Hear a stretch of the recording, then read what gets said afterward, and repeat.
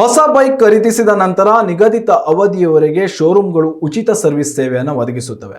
ಆದರೆ ಉಚಿತ ಸರ್ವಿಸ್ ನೀಡುವುದಾಗಿ ಹೇಳಿ ಗ್ರಾಹಕರಿಂದ ಹಣ ಲೂಟಿ ಹೊಡೆದು ಗ್ರಾಹಕರನ್ನು ವಂಚಿಸುತ್ತಿರುವ ಪ್ರಕರಣ ಕುಂದಾಪುರದಲ್ಲಿ ಬೆಳಕಿಗೆ ಬಂದಿದೆ.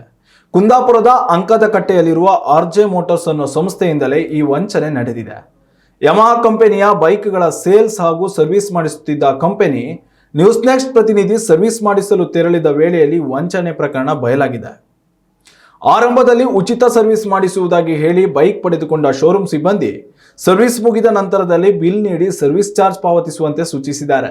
ಈ ಬಗ್ಗೆ ಶೋರೂಮ್ ಸಿಬ್ಬಂದಿಯನ್ನ ತರಾಟೆಗೆ ತೆಗೆದುಕೊಂಡ ನಂತರದಲ್ಲಿ ಸಂಸ್ಥೆಯ ಮಾಲೀಕರು ಸರ್ವಿಸ್ ಚಾರ್ಜ್ ಅನ್ನು ಗ್ರಾಹಕರಿಂದ ಪಾವತಿಸಿಕೊಳ್ಳುವಂತೆ ಹೇಳಿದ್ದಾರೆ. ಹಾಗಾಗಿ ನಾವು ಹಣ ಪಡೆಯುತ್ತಿದ್ದೇವೆ ಎಂದಿದ್ದಾರೆ. ಮಾಧ್ಯಮ ಪ್ರತಿನಿಧಿ ಎಂದು ತಿಳಿದ ನಂತರ ಸಂಸ್ಥೆಯ ಮಾಲೀಕರು ಕರೆ ಮಾಡಿ ನಮ್ಮಿಂದ ತಪ್ಪಾಗಿದೆ, ರೀಫಂಡ್ ಮಾಡ್ತೇವೆ ಎಂದಿದ್ದಾರೆ. ಈ ಮೂಲಕ ಪ್ರಕರಣದಿಂದ ನುಣುಚಿಕೊಳ್ಳಲು ಯತ್ನಿಸಿದ್ದಾರೆ. ಆದರೆ ನಮ್ಮ ಪ್ರತಿನಿಧಿ ಶೋರೂಮ್ನವರಿಂದ ರೀಫಂಡ್ ಮಾಡಿಸಿಕೊಂಡಿಲ್ಲ. ಮಾಧ್ಯಮದವರು ಎಂದು ತಿಳಿದ ನಂತರ ನಮಗೆ ಹಣ ರೀಫಂಡ್ ಮಾಡ್ತೇವೆ ಅಂತ ಶೋರೂಮ್ನವರು ಹೇಳಿದ್ದಾರೆ.